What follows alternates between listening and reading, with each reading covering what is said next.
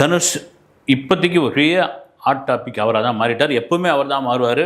குறிப்பாக இப்போ பேசுகிறதுக்கான காரணம் என்னென்னா, ரெண்டு விதமாக இதை வந்து பார்க்கப்படுது. ரெண்டு விதமாகவும் சோஷியல் மீடியாவில் பேசிகிட்டு இருக்காங்க. ஒன்று என்னென்னா, இப்போ தனுஷ் திருந்த மாட்டார்ப்பா, அவர் இப்படி தான்ப்பா, அவர் என்ன ரேஞ்சுக்கு போனாலும் சரி, அவர் மறைய மாட்டார், அவருக்கு அது அது ஊர்ன குணம் அப்படின்னு இது ஒரு பக்கம்.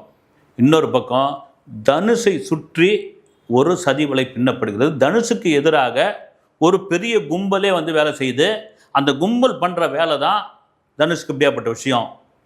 குறிப்பாக அவர் வந்து பாலியல் ரீதியான குற்றச்சாட்டுகள், அட்ஜஸ்ட்மெண்ட்டுகள், அது இதெல்லாம் தொடர்ந்து வரும்பொழுது அந்த கும்பல் தான் அது செய்யுது. ஏங்க ஒரு காலத்தில் அந்த மனுஷன் இருந்திருக்கலாங்க, வந்து தனுஷ் இருந்திருக்கலாம், முன்ன பின்ன இருந்திருக்கலாம், வந்திருக்கலாம், எல்லாம் ரைட்டு. இன்றைக்கி பார்த்தீங்கன்னா ஒரு பாலிவுட்டு ஹாலிவுட்டை தாண்டி வேற ஒரு லெவலுக்கு போயாச்சு தனுஷுடைய மார்க்கெட்டு. அப்படி இருக்கும்போது தொடர்ச்சியாக அப்படி இருக்க வேண்டிய அவசியம் என்ன அப்படின்னு ஒரு கேள்வி.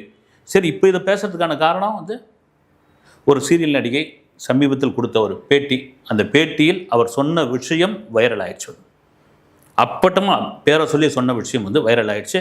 அதுக்கு முன்னாடி அது என்ன பேட்டி, அதனுடைய இது என்னன்னு பார்க்குறதுக்கு முன்னாடி, தனுஷ் வந்து சமீபத்தில் நடந்த ஆடியோ லான்ச்சு. அந்த ஆடியோ லான்ச்சில் ரொம்ப வழக்கமாக ஆடியோ லான்ச்சுனா ரொம்ப மெதுவாக அப்படியே பவ்யமாக தலையெல்லாம் கீழே குனிஞ்சு அப்படி பார்த்தா அவருடைய மேனர்ஸ், அவருடைய ஸ்டைல் வந்து ஏறக்குறைய ரஜினி மாதிரி. அதில் கூட இதெல்லாம் பண்ணியிருந்தாங்க, வாயை கோணையாக வச்சு பேசுனப்போ, ஏங்க ரஜினி ஃபேன்ஸ்லாம் இன்னும் ஏங்க ரஜினி மாதிரியே பண்ணிக்கிட்டு இருக்கீங்க, நீங்கள் வந்து ஏன் உங்களை அது மாதிரி பண்ணுறீங்க, நீங்களாகவே இருங்களேன் அப்படிலாம் கூட சொல்லியிருந்தாங்க.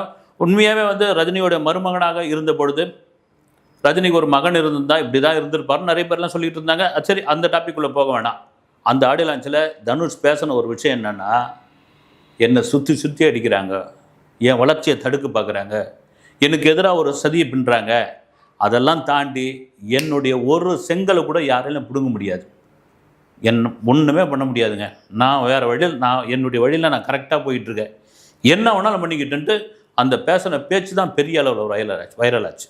அது காரணம் என்னென்னா, தனுஷுக்கு சமீபத்தில் நடந்த பிரச்சனைகள், சமீபத்தில் நடந்த கான்ட்ரவர்சிக்குள்ளே மாட்டின விஷயங்கள், அதுக்கு முந்தைய விஷயங்கள், இப்படியா ஒவ்வொன்றா. குறிப்பாக அவர் அதிகமாக வந்து காயப்பட்டது அப்படின்னா, இந்த நயன்தாரா விக்னேஸ்வரன் கல்யாண கேசட் விவகாரம் வந்து, அதில் வந்து அந்த உங்களுக்கு தெரியும், அந்த கிளிப்பிங்ஸை பயன்படுத்துறது, அதுக்கு அனுமதி பெறாமல் பயன்படுத்துகிறாங்கன்னு சொல்லி ஒரு கேஸை போட்டது. இது ஒரு பக்கம் ஓடி இருக்கும்போது, அதிகமாக ரெண்டு தரப்பில் யார் பக்கம் நியாயன்ற அளவுக்கு வந்து பெரிய விவாதம்லாம் போயிட்டு இருந்துட்டு நிறைய பேர்லாம் பேசிகிட்டு இருந்தாங்க. ஒட்டுமொத்தமாக பல விழாக்களில் தனுஷ் இப்படி குமரி பேசுனதே கிடையாது. அதில் வந்து கொட்டி தீர்த்தார்.